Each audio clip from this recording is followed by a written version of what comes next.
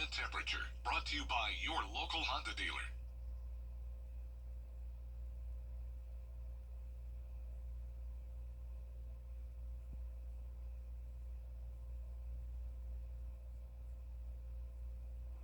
It's a very warm summer-like week for us, with rain chances finally returning after a long dry period. We're going to see a few showers and storms starting tomorrow and increasing as we go into the middle of the week. All those details are coming up. Right now on News Channel 611, one man is in critical condition after a weekend shooting in Richmond County. We'll have the latest on the investigation. Interviewing the City of Augusta's charter. Hear from the committee's new chairperson and the ground rules now as your news at 11 starts now. Live from Television Park, this is WJBF News Channel 6 at 11.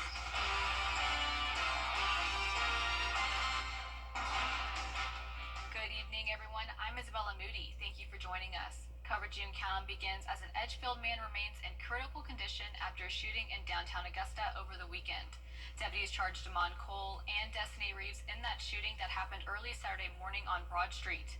Both are now facing aggravated assault and other charges. 61-year-old Tracy Waddell was shot in the head around 2 o'clock in the morning on Saturday after a dispute outside of the Loft Bar. Investigators say Reeves and Cole are planning to rob Waddell, but as he approached the car, that's when Cole opened fire. Sheriff Eugene Brantley credits his downtown safety plan with the quick arrest of Cole and Reeves. I've noticed that there's a lot more live entertainment, foot traffic. There's more entertainment and activity on the streets than there once was. I think that unfortunate occurrence just really is an opportunity for all of us Augustans just to really have each other's back. Waddell is still in the hospital in critical condition. His family has set up a GoFundMe account to prepare for the potential heavy medical costs involved. We have a link to the fundraiser on our website, WJBF.com. This weekend, the Columbia County Spring Fair saw its fair share of fights involving children. There's been social media chatter about people saying they saw gun or heard gunshots. I was able to talk with the Columbia County Sheriff's Department about what happened. Although the fair has a rule that children 17 and under must be accompanied by a parent after 7 p.m., there were still many incidents on Friday night, including fights between a 14 and 16-year-old. And Saturday night, the fair had to close early at 9:30 due to unsupervised kids cutting lines and not following rules. Based on the fact of the disruptions and the unruliness, the Merchants Association decided to close down the fair. People on social media say they saw a gun or heard gunshots, but investigators say they have no proof that weapons were shown or fired at the fair. There's no indications and no proof whatsoever that that occurred. It was a social media myth that ran rampant. But our officers that were there were obviously eyewitnesses to the entire incident and to the unruliness, and they said that there were no shots that were fired. One attendee was there with her family.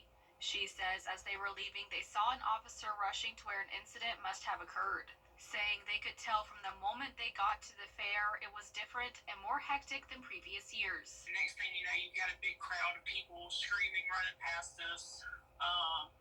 My husband grabbed me and the baby, and we went beside a vendor, and she had us hide behind one of her curtains because nobody knew what was going on. Inglet says she hopes attendees get refunds because some had just gotten to the fair before they were forced to leave.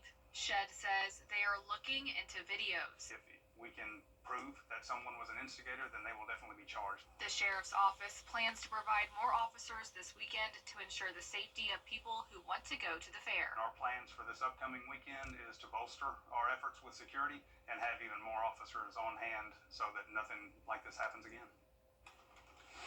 Time now for a first look at the weather. Here's Chief Meteorologist Jennifer Tracci. Well, it was a very warm day, definitely feeling like summertime this week, and that also means some summer-like rain chances as we go into our Tuesday. A few pop-up showers and storms are possible, but in the meantime, it is nice and dry, and it will stay this way through tomorrow morning. This is our Terry Lambert Hyundai Skyview Cam looking into Aiken. Today's almanac shows that we had a warm high temperature of 86 degrees, 6 degrees above average, just like our low temperature, also 6 degrees above our average of 52. And right now, we're still at 72 degrees degrees in Allendale and Barnwell, 68 in Thompson, 68 in Louisville, Bamberg, you're at 70, 67 in Gibson, and 70 in Waynesboro. Dew points are in the lower 60s, so it's a little bit muggy out there with winds coming out of the southwest, bringing us the moisture and the warmth. Winds are up to around 5 to 7 miles per hour, but overall pretty calm. The winds are still gusting up to around 15 in some spots, especially down towards our southeastern counties. But overall, not much going on tonight. The clouds are clearing for around half the area, but more cloud cover and some rain out to our west, all ahead of this cold front.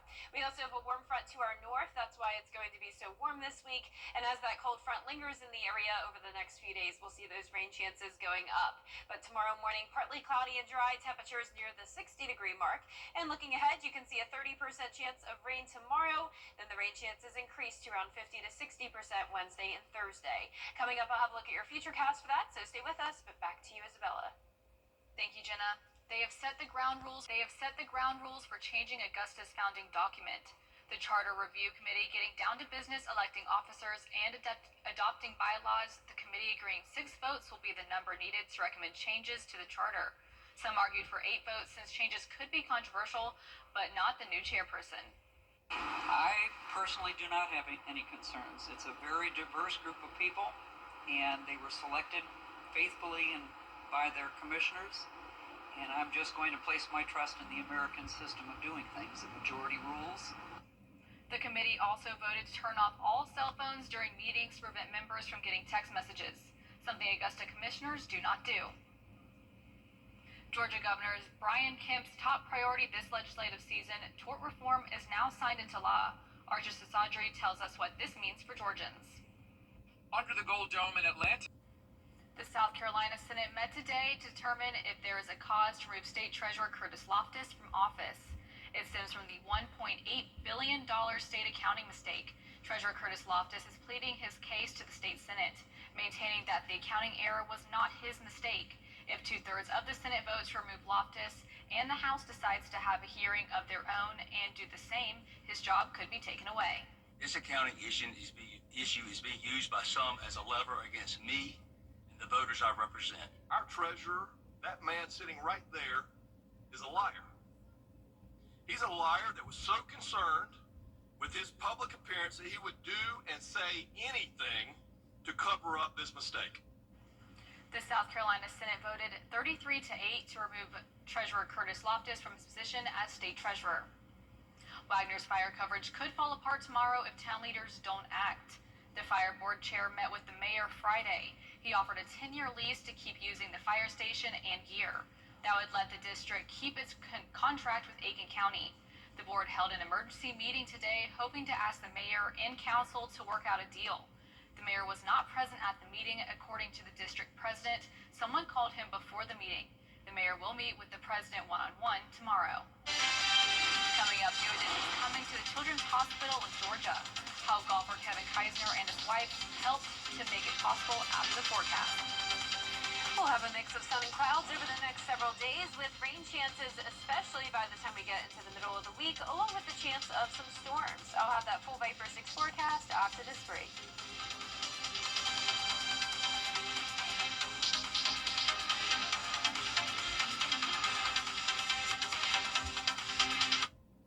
All right, so let's begin. The live Viper 6 Skyview Network, sponsored by Terry Lambert Hyundai. Now, your most accurate forecast with WJBF Live Viper 6.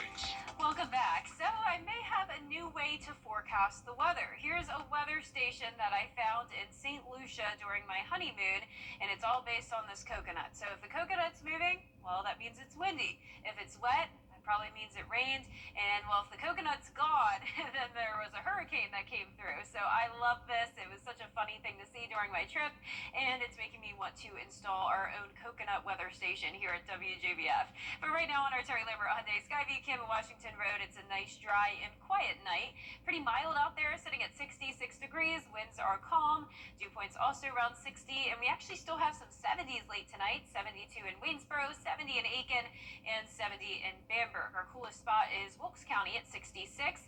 Clouds are starting to clear, so that's why it's a little bit cooler where we have those clear skies. But out towards the northwest, we have more cloud cover in this batch of rain across northern Alabama, all ahead of a cold front.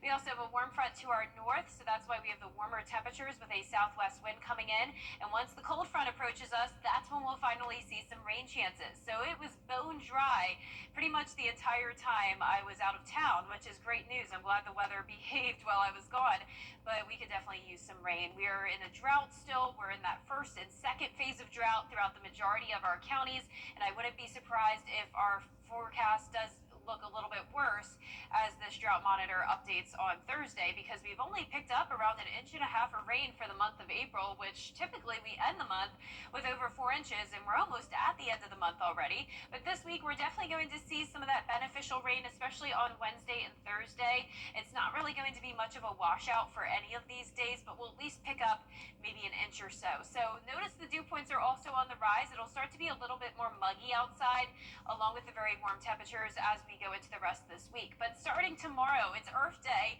and temperatures will be feeling pretty warm, summer-like in the upper 80s, starting out in the lower 60s. And speaking of Earth Day, perfect opportunity to show off some more photos from St. Lucia. I took all of these during the trip. You can see it's a beautiful place with the mountains and the beaches.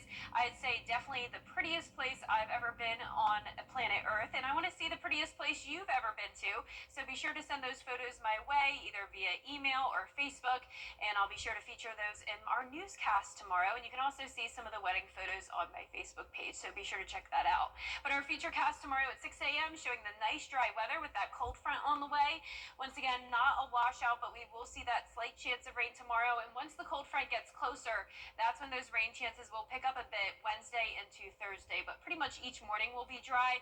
You can see really not a whole lot of rain tomorrow, especially throughout Richmond, Aiken County. Our northern counties have a higher chance of seeing a few of those showers, and then maybe a stray shower on Wednesday morning, but for the most part dry and more clouds than sunshine. But you can definitely see a bit more coverage as we go into our Wednesday evening, and can't rule out a rogue severe storm or two. But as of now, no threat of severe weather, and it looks like we'll be back to dry conditions as we wrap up the month and go into the new month. And above average temperatures will be sticking around as well. It's going to be very, very warm. You can see on our 10-day forecast, the temperatures are staying in the low to upper 80s with the rain chances this week, but then next week looking more dry.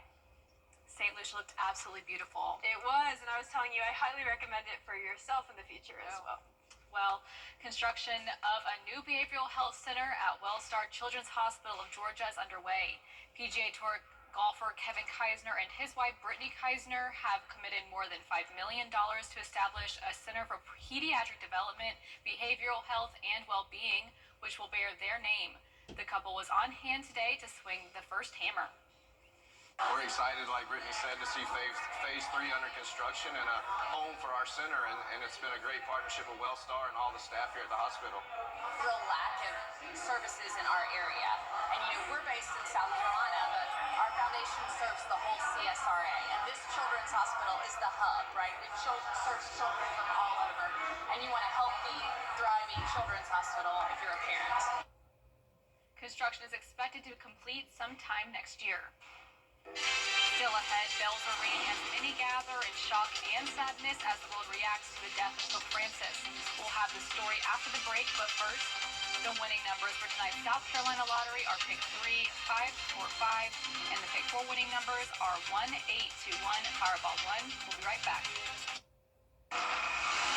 Stop for years. WJBF News Channel 6 and our partners have championed local families through our Children First campaign. Together, our mission has always been to strengthen our community by uplifting children and their families across the CSRA. Count on News Channel 6 as we make a difference in the lives of local children. To learn more, visit WJBF.com/Children First. WJBF News Channel 6's Children First initiative is sponsored by Bridgestone and by Costello Law Firm. The Scholar Athlete Awards are brought to you by Jefferson Energy Cooperative, Rebath of Augusta, McDonald's, and WJBF News Channel 6. Now, WJBF sports coverage you can count on. The Grovetown tennis team continue their historic season. They hosted the first round of the GHSA state tournament against Hillgrove. The Warriors coming off a perfect regular season record, capturing their first region title in school history.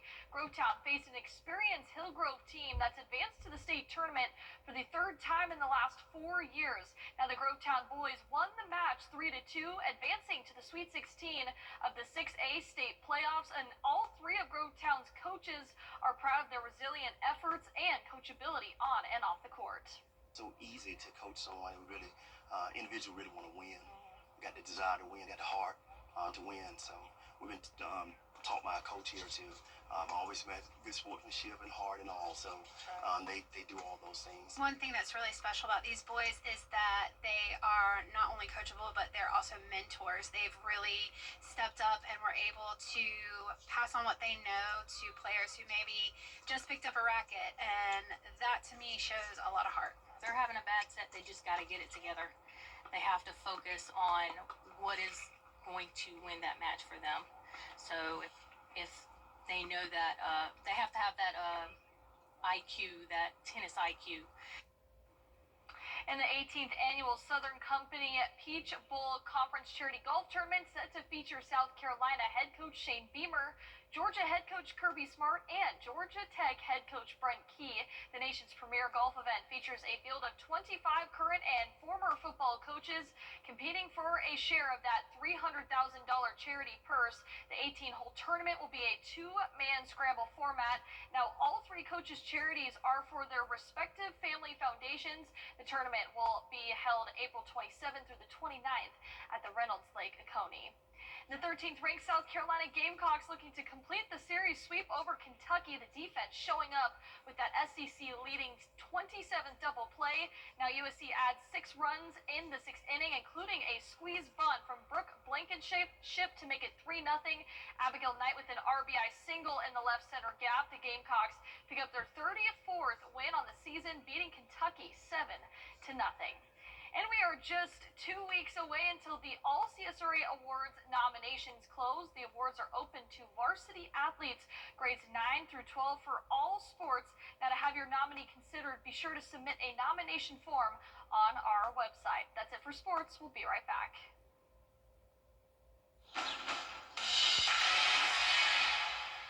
Every day, ordinary people in the CSRA do extraordinary things to serve our community.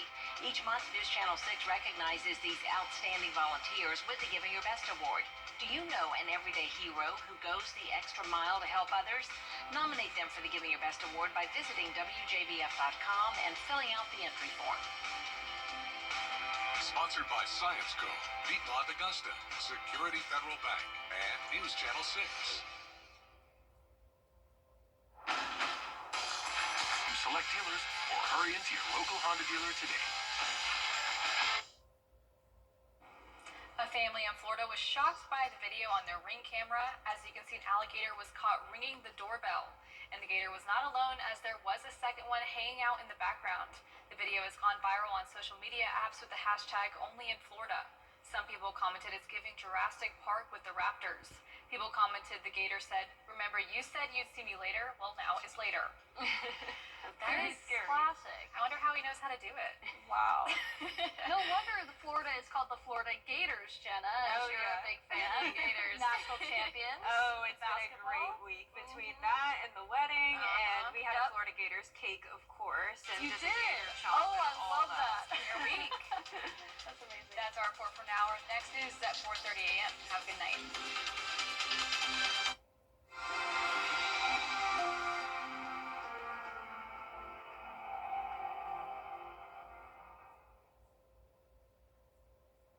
Amenities.